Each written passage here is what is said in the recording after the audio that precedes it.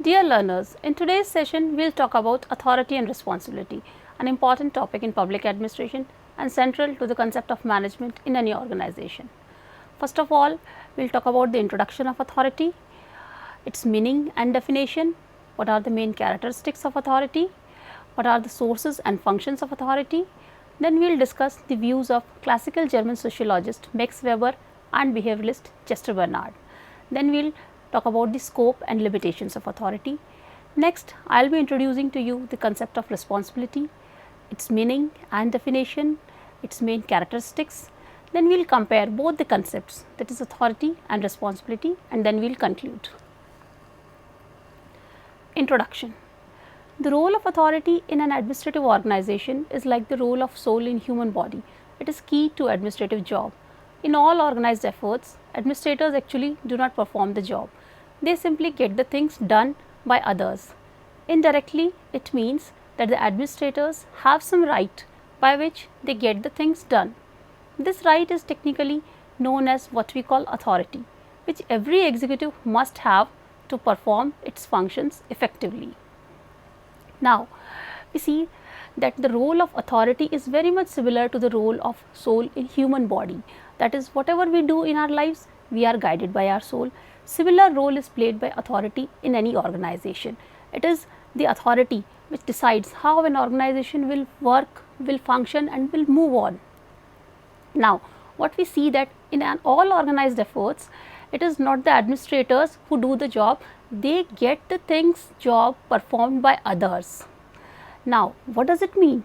It means that they have some right, they have some power by the virtue of which they get the things performed by the others, that is by their subordinates.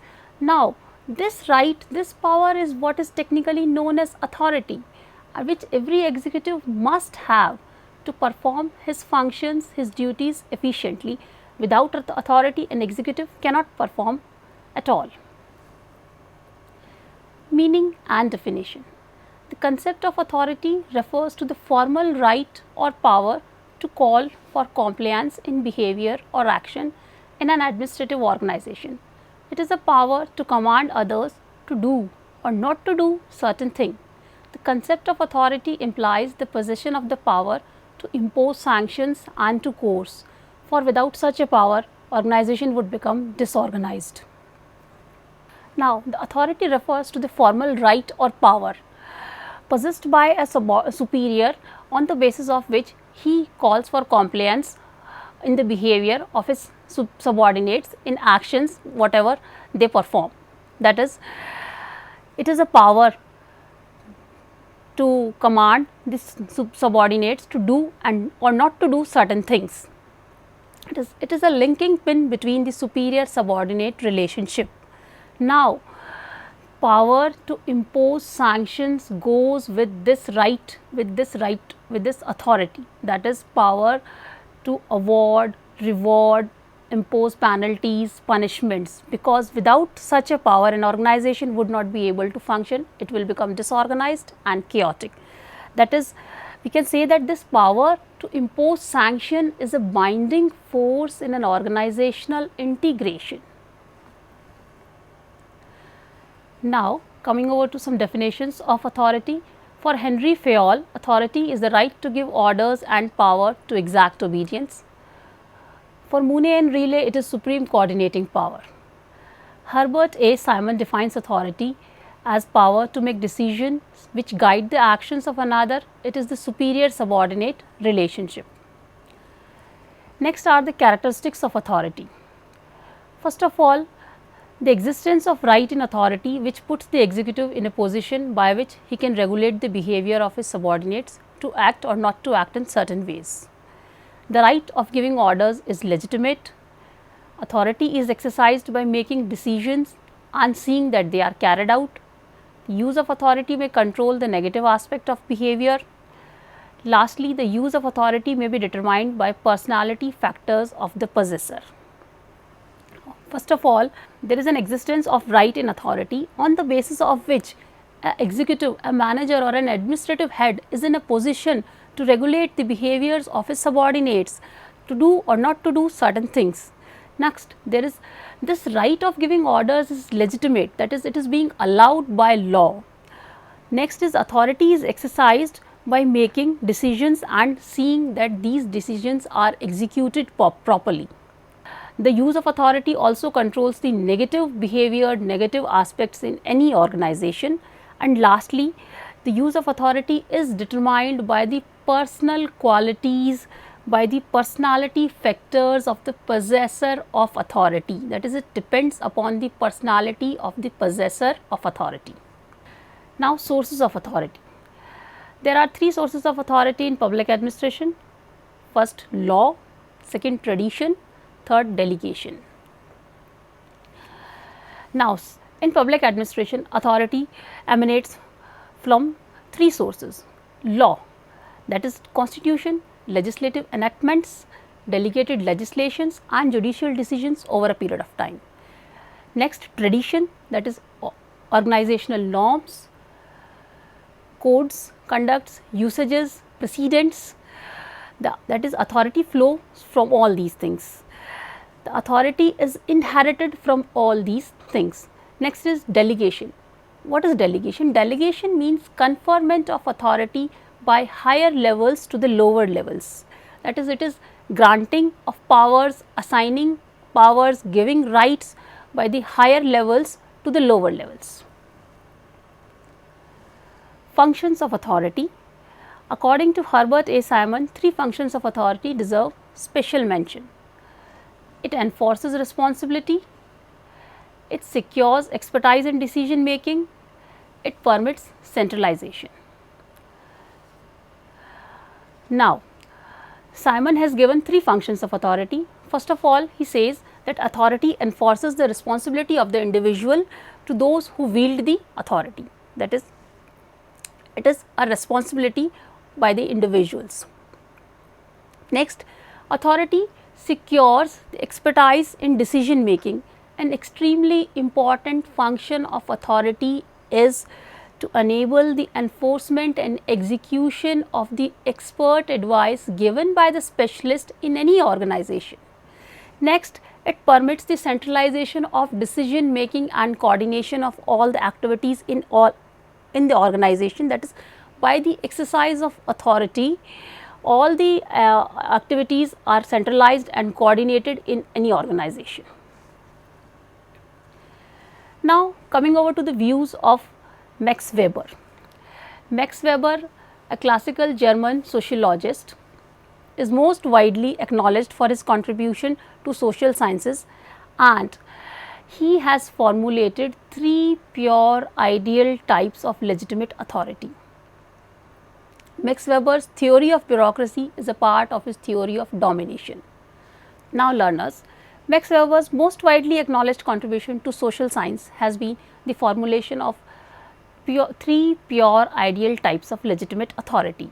That is, Weber's theory of bureaucracy flows from his theory of domination. That is, it is a part of his theory of domination. Now, on the basis of this, he has classified authority into three types: traditional authority, charismatic authority and legal rational authority. Now, what is traditional authority? Traditional authority is based on usages, customs, traditions, precedents.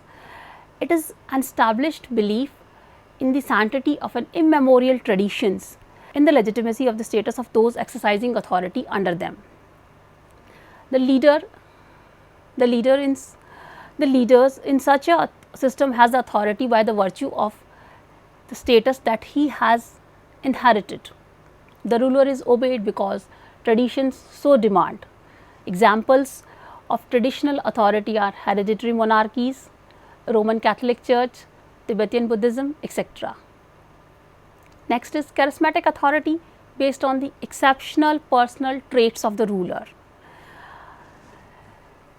That is, qualities of the leader by the virtue of which he is set apart from ordinary men and treated as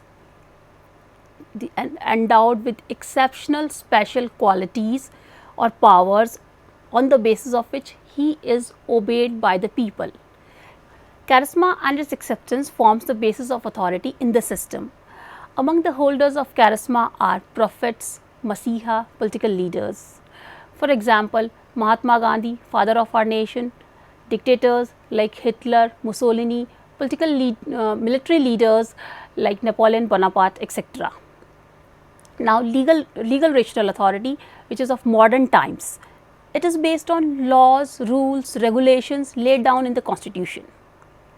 The administrative staff in legal rational authority has been termed as bureaucracy, which according to Weber is the most efficient form of organization. Obedience is owed to the legally established impersonal order. Example of legal rational authority is representatives elected by electorates, that is by voters, laid down by the rules and regulations. Now, the views of Chester Bernard on authority. For Bernard, acceptance is the basis of authority. He held that authority was exercised through communication, and communication will be accepted as authoritative if it fulfills 4 essential conditions. That is, when communication is understood, when communication is consistent with organizational purpose, compatibility with the personal interest, and physical and mental ability to comply. But Bernard does not accept the classical concept of authority and introduces his concept of acceptance as the basis of authority. For Bernard, acceptance is the basis of authority, and this authority is accepted by the subordinate through the communication, and a subordinate will accept the communication as authoritative if it fulfills the 3 conditions mentioned by the Bernard. First of all, he says when the communication is understood by the subordinate, that is its intelligibility. Next is when the communication is not inconsistent with the organizational purpose or goals. Next, he says when the communication is compatible with the personal interest as a whole. And lastly, he says when the subordinate is physically and mentally able to comply with the communication, that is its feasibility. Now, the acceptance of authority in organization according to Bernard depends upon the zone of indifference, that is those which are unquestionably acceptable to person affected. As long as orders fall within this zone, they will be accepted by individuals unmindful of the nature of authority. Now, what Bernard says is that the acceptance of authority will depend upon the zone of indifference. Now, what is the zone of indifference? If the orders for the actions are arranged in the orders of their acceptability to the person affected, they will fall under 3 categories, that is those which will be clearly unacceptable, then those which are neutral on line, and lastly those which are unquestionably acceptable to the person affected. Now, those orders which are unquestionably acceptable by the person affected, that is by the subordinates, they fall within this zone of indifference. And as long as the orders will fall within this zone of indifference, they will be acceptable by the individuals unmindful of the nature of authority. Now, what are the scope and limitations of authority? The authority of any position in organization is not absolute. It is restricted by internal and external factors. Authority decreases at successively lower levels in an organization. The use of authority by a manager over his subordinates is restricted by following factors: biological limitations, physical limitations, legal constraints, social constraints, organizational limitation, economic constraints, and limited span. Now, we see that authority is not at all absolute. It is certainly restricted by various internal and external factors. Next is what authority decreases at the successively lower levels, that is, it is higher, it is maximum at the higher levels and it is minimum at the bottom levels. Now, what are the factors that restrict the authority of a manager over his subordinates? First of all, there are biological factors. Now, biological factors, that is human beings does not have capacity to do certain things, and if a manager cannot do a thing, he cannot command his subordinates to do that things. For example, to climb the side wall of a building. Next is physical limitations, physical laws, climate conditions, geographical factors restrict the authority of a manager to a greater level. For example, a manager cannot command, cannot ask his workers to make oil out of wood.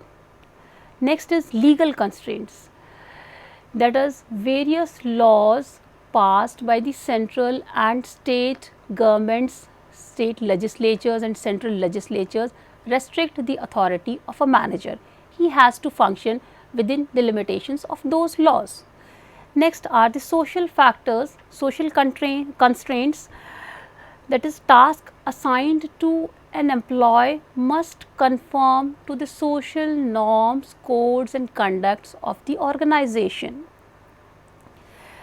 Next is organizational limitation. It means that authority is restricted by the objectives, policies of the organization as laid down in the policy manual of the organization. Now, economic constraint also limit the authority of a manager to a greater extent. Market forces and various other economic factors restrict the authority of a manager. Lastly, limited span, because there is a limit to the number of subordinates a manager can supervise efficiently, effectively. Every human being has a limit to work, so it is limited. Now, we will come over to the concept of responsibility. What is responsibility? Introduction. Delegation is the dispersal of authority by a superior to his subordinate. It is a process of getting things done through others by sharing authority with them. Responsibility is the obligation to perform assigned duties. In delegation, the responsibility of the performance of some duty is assigned to someone and he is given the adequate authority to make use of resources and take necessary actions. Now, responsibility is the obligation to perform certain duties assigned by a superior to a subordinate. When you assign someone some task or some duty or some function, you also share some authority, some powers with that subordinate. That is, it is a process of multiplying oneself. You have to give him some powers, some share on the basis of which he can function effectively. That is, he is given the adequate authority to make use of resources and to take necessary action. Now, meaning and definition of responsibility. Responsibility denotes an obligation of an individual to carry out his duties. G.R. Terry says, responsibility is the obligation of a person to achieve the results mutually determined by means of participation by his superiors and himself. M.E. Hurley explains responsibility as the duty to which a person is bound by reason of his status or task. Such responsibility implies compliance with directives of the person making the initial delegation. Now, in administrative process, responsibility is of three kinds. First of all, political responsibility, institutional responsibility and professional responsibility. Now, political responsibility denotes the responsibility of the executive to the legislature, which is in turn responsible to the people. Institutional responsibility denotes the responsibility of the administrative agency towards the public welfare, that is, being responsive to the public interest. Professional responsibility, it denotes the responsibility of the civil services to the professional standards, ethics and codes of conduct. Next are some characteristics of responsibility. First of all, it can be assigned to human beings only. It arises from a superior subordinate relationships. It may be a continuing obligation or confined to a single function. It is defined in terms of functions or targets. It is obligation of a subordinate to perform the duty assigned to him. It is derivative of authority. It is absolute and cannot be delegated. It flows upward and it calls for accountability of performance. Characteristics of responsibility. First of all, responsibility can be assigned to human beings only. Non-living things cannot be assigned any responsibility. A clerk will work on the computer. A computer will not work on his own. Next, a responsibility arises from superior subordinate relationships, that is, by the virtue of a superior position in an organization, a manager has the power, has the authority to get the things done by his subordinates. Next, authority is a continuing obligation. Next, responsibility is a continuing obligation or confined to a single function. For example, a salesperson has the continuing obligation to a sales manager, whereas on the other hand, the responsibility of a management consultant to a company comes to an end as soon as the consultancy assignment is over. Next, responsibility is defined in terms of targets or goals or functions. For example, the responsibility of a labor officer is in terms of functions, whereas the responsibility of a worker is in the terms of target who has been assigned to the task of producing 50 units per day. Next, responsibility is the obligation of a subordinate to perform the duties assigned to him by his superiors. Responsibility is derivative of authority. When a subordinate is delegated authority, he becomes responsible or answerable to his superior.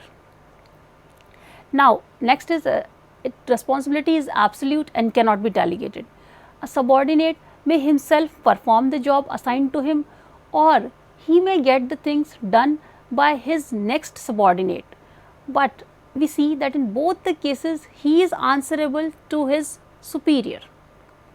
Next is responsibility flows upward, that is, always a subordinate is responsible to his superior. Next is responsibility calls for the accountability of performance, that is, a person who accepts the responsibility is answerable for all his acts. Now, we will compare both the concepts, that is authority and responsibility. According to Henry Fayol, authority and responsibility are interrelated and commensurate.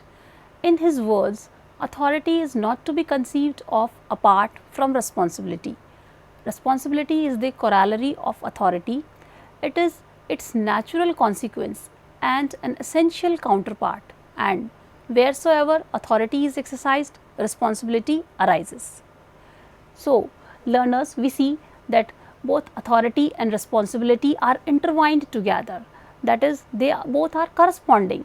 We cannot separate authority and responsibility, that is, they both are bound together, that is, authority and responsibility are the natural corollary of each other. And we see that wherever authority is exercised, responsibility naturally comes into the picture. Now, when we compare both the topics together, what we see, first of all, authority, it is right to command or to act, and responsibility is the obligation to perform the assigned duties. Next, authority arises from the position, that is, a position which a superior holds in an organization, whereas responsibility arises from the superior subordinate relationships. Next, authority can be delegated. It is natural, a superior will delegate some right to his subordinates, whereas responsibility cannot be delegated. Now, authority flows downwards, whereas responsibility flows upwards. Next is authority is long life, that is, it is continuing, whereas responsibility is short life, that is, it is over with the performance of the given duty. Now, we come over to the conclusion. Authority is delegated, responsibility is assumed and accountability is imposed. Responsibility is derived from functions or tasks, authority is derived from responsibility, accountability is derived from authority and responsibility. Authority is the critical medium for imposing accountability and for fulfilling the responsibility. So, learners, what we see that it is the authority which is delegated to the subordinates who takes on responsibility and thus imposing certain accountability over him. That is, responsibility is derived from the task or authority which is, that is, responsibility is derived from functions or tasks, whereas authority is derived from responsibility and accountability is derived from authority and responsibility. So, learners, in today's session we have discussed two important topics of public administration, that is authority and responsibility. We have discussed the meaning of authority, main characteristics of authority, sources and functions of authority. We have talked about the views of Max Weber and Chester Bernard and then limitations of authority. Then we have discussed concept of responsibility, what does responsibility means, what are the main characteristics of responsibility, and we have also compared the two concepts, that is responsibility and authority, together. Now, with this we come to the end of this today's session. I hope it will prove beneficial to all the learners of public administration. Thank you.